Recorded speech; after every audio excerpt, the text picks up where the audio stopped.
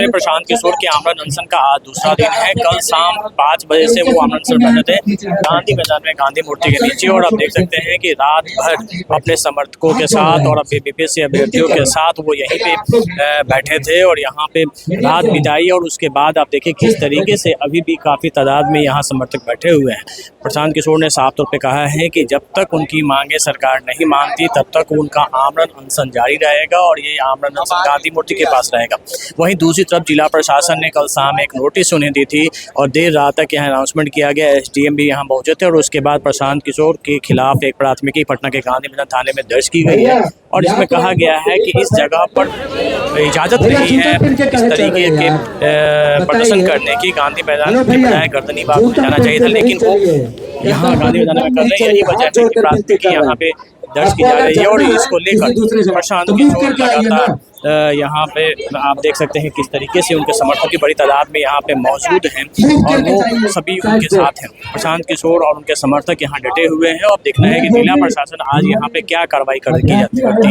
BPSC छात्रों के मुद्दे को लेकर प्रशांत किशोर कल से आमरण अनशन पर बैठे हुए हैं और काफ़ी तादाद में यहाँ उनके समर्थक और बीपीएससी अभ्यर्थी भी यहाँ मौजूद हैं पटना के गांधी मैदान में। वहीं दूसरी तरफ जिला प्रशासन ने उनके खिलाफ FIR भी दर्ज कर ली है। फिलहाल जन सुराज के युवा के अध्यक्ष हमारे साथ आनंद मिश्रा जी हैं जो पूर्व IPS भी रह चुके हैं। आनंद जी, एक तरफ प्रदर्शन चल रहा है लेकिन जैसा कि 29 तारीख को भी एक FIR हुआ था और फिर जिला प्रशासन ने प्रशांत के खिलाफ जी यही होता है। देखिए ये मुझे यहाँ ये समझना है कि प्रशासन जो हमारा है कितना हिला हुआ है और कमज़ोर है। मैं खुद IPS में ना हूँ, हमारी इसका एक ड्रिल होता है, ऐसे हैंडल करने का तरीका होता है। आप बिहाइंड द कर्टन बहुत सारा काम करते हैं, आप नेगोशिएशंस करते हैं, आप ऐसी चीज़ों को बिल्डअप होने से पहले ही इनके जो कारण है उसका निवारण करने के लिए आप काम करते हैं। यहाँ ये लोग को पता ही नहीं चल रहा है कि भाई बच्चे के मन में चल क्या रहा है, ये हो क्या रहा है, उनको कुछ आइडिया होश नहीं है। और जब हो जाता है कुछ तो हल्ला मचा लेते हैं, आके FIR करने लगते हैं, डंडे बरसाने लगते हैं। ये दिखाता है कि प्रशासन पूरी तरह से एकदम निष्फल हो चुकी है, तैयार नहीं है एक सिचुएशन को हैंडल करने के लिए। लाठी कब बरसाता, कौन बरसाता है? जो कंट्रोल नहीं कर पाता वो लाठी बरसाता है। जिसके नेगोशिएशंस जीरो हो चुके हैं, खत्म हो चुके हैं, वो बरसाता है। जिसके अपने इंटेलिजेंस नेटवर्क खत्म हो चुके हैं, फेल हो चुके हैं, वो बरसाता है। तो दिस शोज के बिहार कैसे हाथों में और कैसे चल रहा है, इसको एक पूरी तरह से सर्वांगी ये इसको ओवरहॉलिंग सिस्टम की बहुत जरूरी है।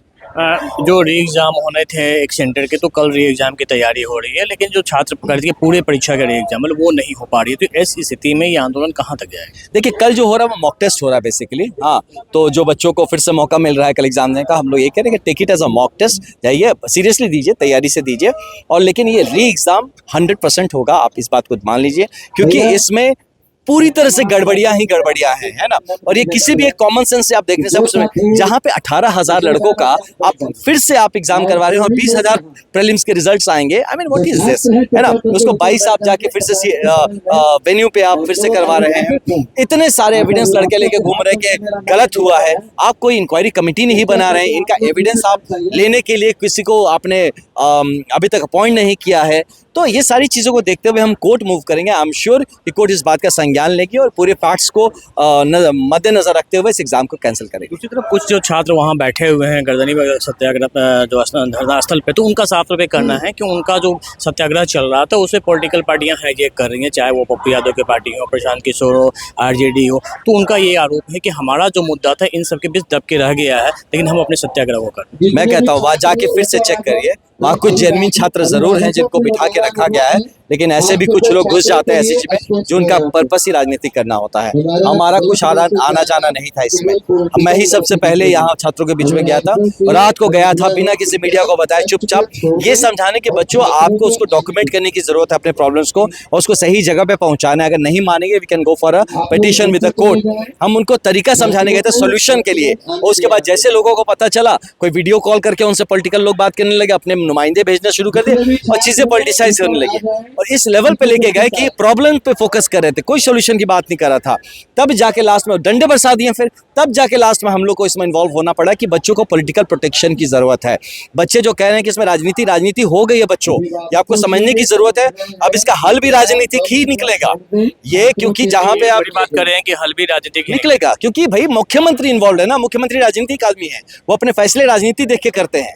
वो फैसले कोई एडमिनिस्ट्रेटिव एफिशिएंसी देके करते तो सिस्टम बड़ा अच्छा चल रहा होता बिहार में। ओके, तो वो राजनीति कर रहे हैं अब इनके साथ, ईगो पे लगे हुए। आप इंक्वायरी कमेटी घोषणा करते, आप बच्चों से बात करते, मुख्यमंत्री क्या बच्चों से अपने नहीं मिलेंगे? ये क्या है? राजनीति नहीं है तो क्या है? ये ईगो नहीं है तो क्या है? तो डेफिनेटली हम लोग बच्चों के प्रोटेक्शन में, बच्चों को पॉलिटिकल संरक्षण देके हम रखें यहाँ पे कोई, लेकिन हम लोग का देखिए कोई पार्टी का झंडा लेके हम नहीं कर रहे, पार्टी का कोई स्लोगन नहीं लगा रहे, या जो खड़े हैं बच्चे और जो लीड करें ये बच्चे ही हैं जो लीड कर रहे हैं यहाँ पे, हम बस उनके सपोर्ट में बैठे हुए हैं। बिल्कुल, हमारे साथ हैं आनंद मिश्रा जो जनसुराज के राष्ट्रीय युवा अध्यक्ष है, और उन्होंने साफ में कहा है कि हम बच्चों के प्रोटेक्शन के लिए यहाँ पर हैं, और जब तक उनकी मांगे पूरी नहीं होगी हमारा ये आंदोलन जारी रहेगा। कैमरामैन सनी के साथ अमिताभ ओझा, पटना न्यूज़ 24।